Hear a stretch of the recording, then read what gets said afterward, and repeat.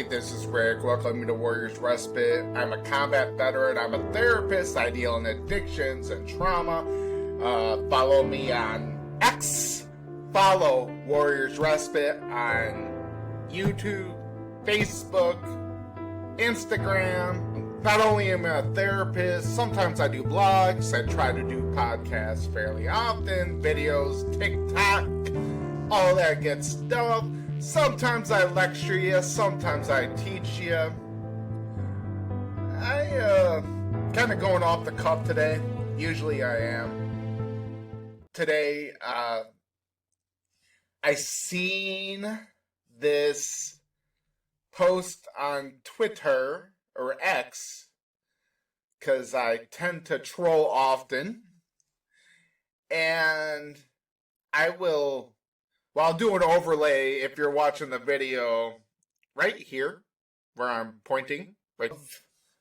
The tweet, this kid being cancer-free, he's covered up in a Chicago Bears blanket. And if anybody knows anything about me, I'm a Chicago Bears fan. And being a Chicago Bears fan, that has nothing to do with humanity. I take my emotions out of it when it comes to people. I have Packer fan friends and patients. We talk shit to each other, then we love each other. I don't put my feelings into it. So anyways, this has pictures of this kid. Obviously, he went through chemo with a Bears blanket, and then another picture of him with his thumb up, smiling. And it says, "My son Ryan is cancer-free for 3 months." And we all rejoice. And this D-bag Green Bay Packer account basically said underneath it, "Ugh, not to be a bad person, but I wish I was, not to be a bad person, but I wish he was dead. Fuck the Bears." Can you believe anybody would say this? Now, I'm not attacking the Green Bay fan base, because I have been in the Chicago fan base. I have seen fans get into fights about taking a Dodger hat off a dude's head. The Bartman ball. A ball that was going out of bounds, a young man that was reaching for a ball when Moises Alou reached up to catch the ball, probably was not going to catch it. The ball was insignificant to the end of the game because he might have not have caught it. They had every chance to close the game out. The Cubs did. They blew the game, and they ruined this guy's life. The scenes from this were unsettling. The Bulls championship games, where after they won 6 titles, there were numerous riots. I remember as a kid watching these riots on the news. Thing like damage to property and fires. First base coaches at Comiskey Park during the White Sox games getting attacked.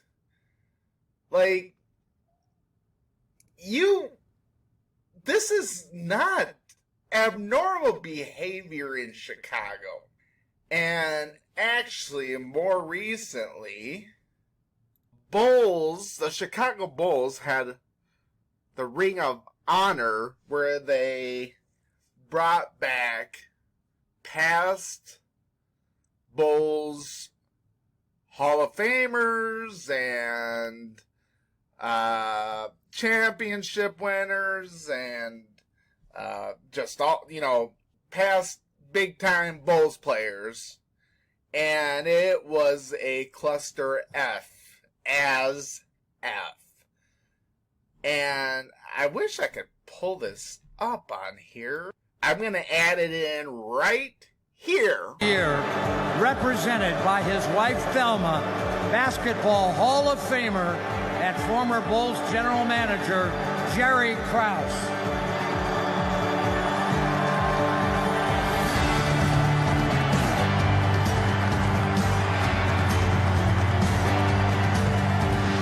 The video of Krause's wife, who was the owner of the Bulls, getting booed by the crowd. Now, the boos on TV apparently weren't as deafening as they were in the arena. The owner of the Chicago Bulls and the White Sox brought in 6 championships to that team, to us fans. Some fan bases don't get one. She is widowed, and she took that like a champ. Thank God Ron Harper was there, Bulls great, to try to quell the storm as she looked so heartbroken, but she took it like a champ.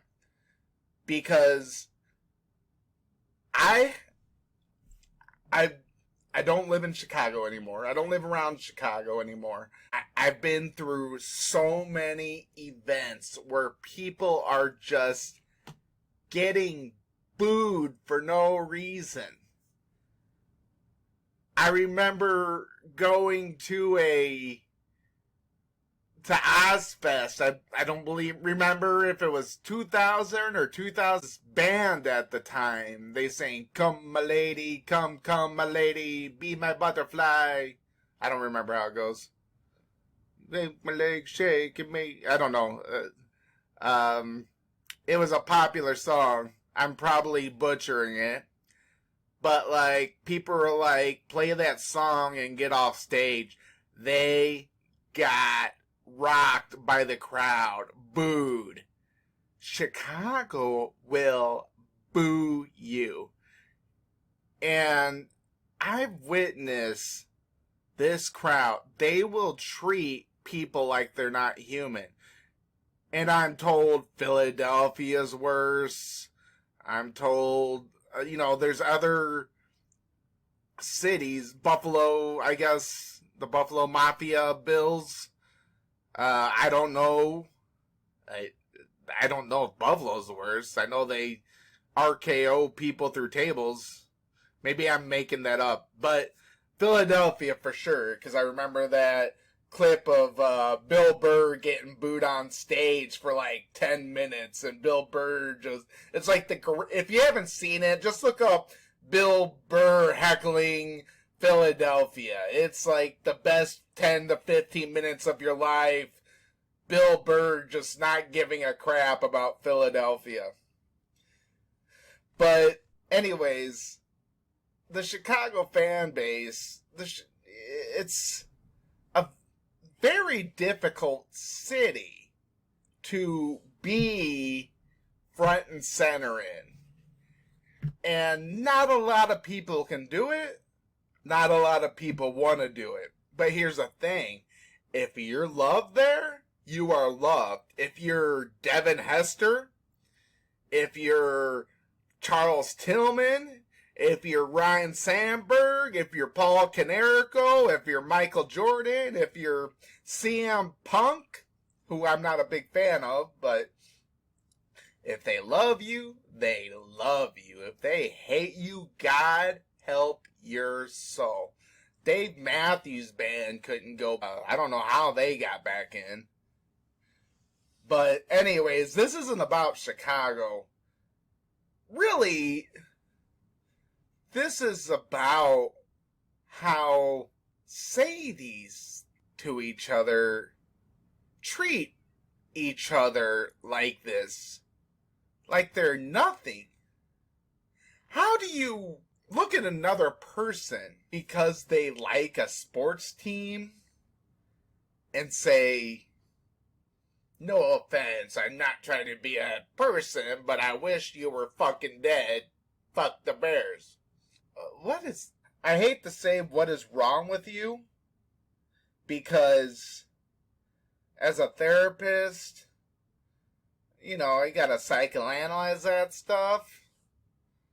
But there's personal responsibility, there's personal accountability I'm not gonna have tolerance for. I'm gonna be empathetic. I'm not gonna be sympathetic. If you come to me with this behavior and say I did something like this, I'm not gonna look at you and say you're still a good person. I'm gonna say that's pretty shitty, dude. That's it. Repent. Own it. And I always preach that. Personal accountability. I put up a TikTok video. I know it's not as much related to this, but it's about personal accountability. Showing up for your appointments. And I said, I don't care if it's your therapist. I don't care if it's your doctor. I don't care if it's your freaking fortune teller. You made a commitment. Show up for your appointments. Personal accountability. Like, own your shit. Own it. Own what you do. Own what you say. Own it. But here, this guy hides his face. Because the name is Smart Takes something. The name is STD. So for the Packer fan, and it's a hidden face. Gaslighting isn't real. It's a made-up word. You're just imagining it. No such thing as gaslighting. What are you talking about? This is psychotic. To me, going on someone's Twitter page and telling them you wish that their child was dead, for any reason, is just as bad as being a pedophile and just as bad as being a murderer. You are, in my eyes, a terrible, terrible person. No ifs, ands, or buts. And quite honestly, you should own it. Don't let that hold you back from owning it and being a better person. Don't let that hold you back to say, hey, that was really screwed up. Why would I do something like that? That is not the person I want to be. I want to be a good man. I want to be a good woman. Or good, they, them, my name, insert my name. And own your shit and be better. And send that person an apology. Own it. You can do that. Be a big person. Like, make amends. Make amends with yourself. Or, because there's only one person that knows, and there's only one person that lives with it. There's only one person that lives with that person. And I don't know individually how that person feels about themselves. They might have some kind of cognitive processing patterns, some kind of chemical imbalance that keeps them from feeling empathy. They might have that. They might not care. But they might feel toxic.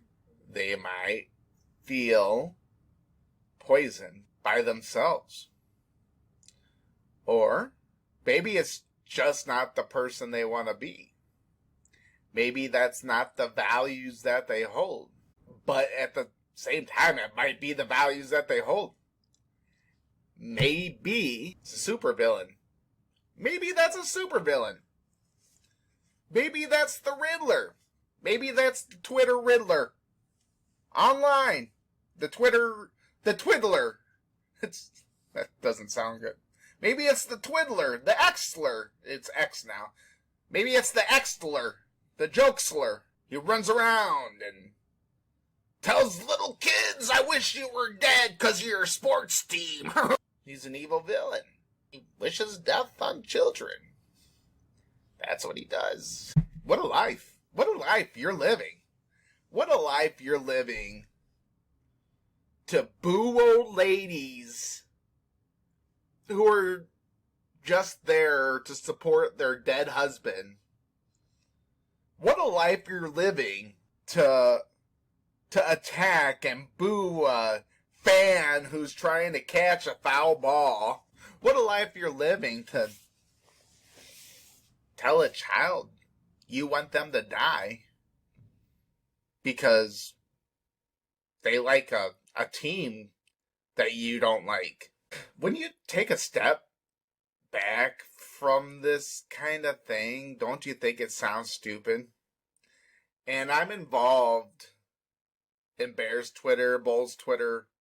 Like, I pay attention. Sometimes I'll talk. Sometimes I'll pay attention. Excuse me.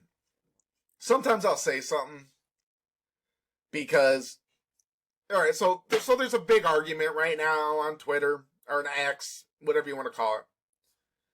Caleb Williams, who is, the big number one prospect. Bears fans are arguing that the Bears should draft quarterback Caleb Williams. Half the fan base thinks we should keep Justin Fields. And each side is trashing the other side's guy. And then these personal attacks come in. And it gets bad. And it's like, I'm watching it. And I'm like, do you really care that much? Because, neither side are making that choice. You're not drafting anybody.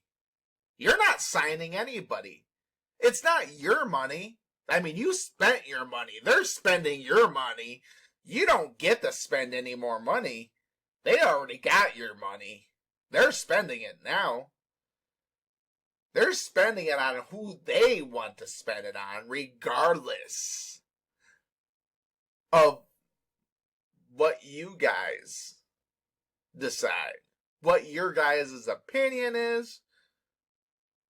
It's the same thing over and over again. It's the same thing as the Trump-Biden, Trump-Hillary debate. I see the same thing. Human behavior does not change. And it devolves into people just being ruthless with each other. Just insulting, calling each other handicapped, being ruthless. You don't know what's going on with that other person. Is it worth... first of all, they're all talking about watching tape. Like, oh, I'm watching the film, man. Like, how much film are you actually watching? You're not a coach, but I don't know, maybe you're watching film. Maybe you don't have a family and you're watching film. I don't know, but go for it, dude. But they're claiming they're watching film and they know more about the other person than what the other people do, and the other people are saying the same thing, and it's like, who cares? Watch and, like, stop insulting each other. Stop getting mad. Like, so they're getting mad, and what's probably happening is they're taking this anger and bringing it to their families, bringing it to work, being distracted on the road. It's probably causing lots of family problems. Because all these Facebook and tweeting conversations do that. I am purposely trying to sound old. All these twitting conversations do that. All these Twitters, like if my twit or my Facebook post doesn't get any likes, I get depressed, and half the time it doesn't get any likes. I don't give a crap, so I don't know. I don't care. But, like, somebody does. Like, teenage girls do, I guess. On TikTok and Instagram and Facebook. And half the time, I don't care. I mean, I'd like to get more views on YouTube and my podcast and stuff. Because I'd like to spread the word. You know what I mean? But as far as, like, tweets and or X's or what do you want to call it, Facebook posts and stuff, I don't really care because they ain't getting me paid. I mean, it might spread the word a little bit, so yeah, I guess I care a little bit, but it's like, I don't really care that much about it. And some people's dopamine are directly connected to it, like an addict to beer or weed or some kind of drug. And so these social medias for the last decade or so have been causing a lot of depression and whatnot in young people. And that's just the way it's been for the last decade. And we're seeing excessive depression and anxiety rates. Is that directly related to social media? Studies apparently say so. I know I've seen a couple of them that say so, but who knows? Could be other things. But, like, if I'm going to work, being trashed on my boss, and then getting into tweeter fights, and getting into Facebook group fights, who knows? Who knows what's happening? I'm walking around all depressed because I'm not getting any likes. I'm just getting a lot of people arguing with me because they don't like my opinion. They don't like who I vote for. They think I need to die because of what team I support, what quarterback I think the Bears need to draft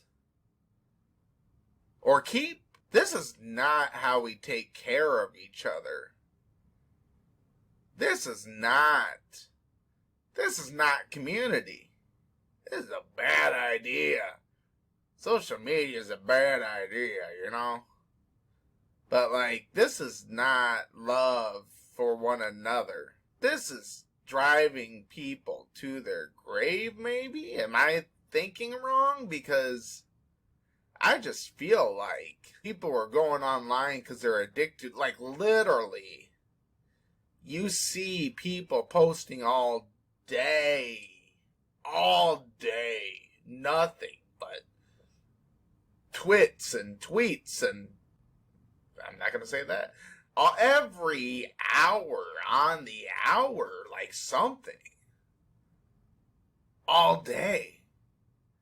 I will see guys just bash Justin Fields every day, all day. they're obsessed. Their brain is obsessed with bashing Trump or bashing Biden or Vivek Ramaswamy or what's another Democrat? I don't even know. I'm paying no attention to this race. I've just heard Vivek's name. I know nothing about him. I'm so burnt out from politics. I don't give a crap about politics. Quite honestly, I hate politicians. I think they're all trash. Yada, yada, yada. Don't tell me what to do. The end. But I'm a veteran. I believe in freedom. That's all I know. But I just feel like if you're surrounded by negativity and you're addicted to social media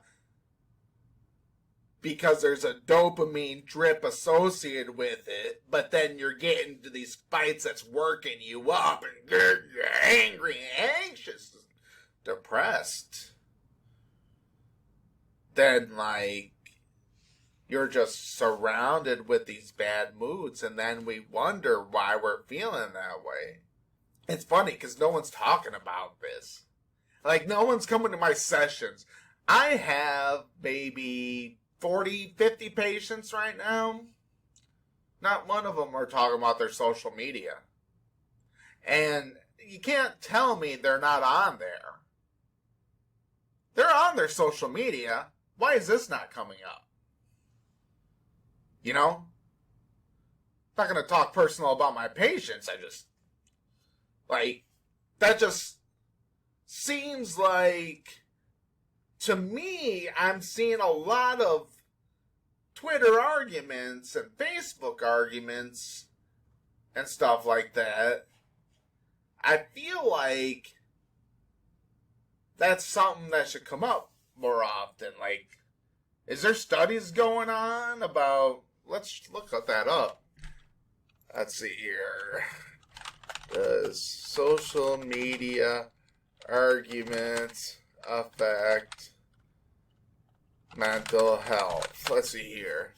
The more you prioritize social media interaction over an in-person relationship, the more you're at risk for developing and exacerbating mood disorders such as anxiety and depression. So it just talks about social media interactions, doesn't talk about arguments in general. Bullied in social media and many other users are subjected to offensive comments. So I guess if you're getting into an argument, I guess they're counting that as cyberbullying. But that leave lasting emotional scars. I'm just looking at like both people are bullying each other. It's like an argument, but I guess like probably that's just like a general term. One person's probably starting it or exacerbating it. So yeah, it's definitely being looked at, I guess. It's just looking at the context of cyberbullying. But who's being the cyberbully, I guess? Like, you'd think all sides of an argument, just like all sides in like a marriage, a bad marriage, or any argument or fight, think they're the victim. So who's the one being cyberbullied? That's the question. So that does not answer my question. Because everybody thinks they're being bullied. Everybody thinks they're the victim. So I guess I'd have to look more into this. I'm not much of a researcher. Now don't get me wrong. It's not like I don't interact. I just don't get into these long drawn out arguments all the time, every day. It's just, I'll like say something and people will try to like get me to feed into it. I'm just like, okay, bruh. And then I'll step out and I'll usually just like delete it because it's like, I want no part of this. I mean, they probably got screenshots of it. There's probably screenshots of me going, shut up, trash bag, and then deleting it. Yeah, probably. It's out there. It's out there. Everything on the internet. It's always on the internet. But I don't, like, get fed into it. Like, I'm not gonna. But here's my advice. Get off the argument. Like, I'm not saying stay off social media. So I like social media for the news. I like to know what's going on. I trust it over your Channel 5, Channel 7, CNN, Fox. I don't trust media. I trust independent media, and I'm probably going to get better source on X, sometimes Facebook, stuff like that. So I'm not saying get off of it. I'm saying stop getting fed into these long, drawn-out arguments. Number 2, don't take other people's personal opinions, personal fan bases seriously. Like, who cares? Who cares what somebody else likes? I'll make jokes with a friend and then not care. Like, don't hate. I'm a Bears fan. As a Bears fan, don't hate a Packer fan so bad that you'd wish death on them. Vice versa. Packer fan the same. Cubs, Cardinals, Yankees, Red Sox, Cowboys, Niners, Reds, Commanders, whatever they are. I don't even, maybe it's not even a rivalry anymore. Now it's Commanders. So, but yeah, don't put up a wall. Chicago, do better. Don't boo old ladies. Stop booing people. You're not. No one cares. You're just pissing people off. And everybody's laughing at you. Like, be better people. You're a Midwestern city, for crying out loud. You're a Midwestern city. Show some Midwestern hospitality, Chicago. Midwestern hospitality. You embarrass me. Seriously. Okay. Yeah. Just cut your. And, yeah. So, thanks for watching. Please listen next time. I try to release an episode every Monday. Unless I can, I'll do it later that week. I try to release a little short video here and there on YouTube Shorts, and TikTok, and follow me on Facebook, Warriors Respite Therapy, at Warriors Respite on Twitter. Thanks for watching. Stay mangled and strangled in peace.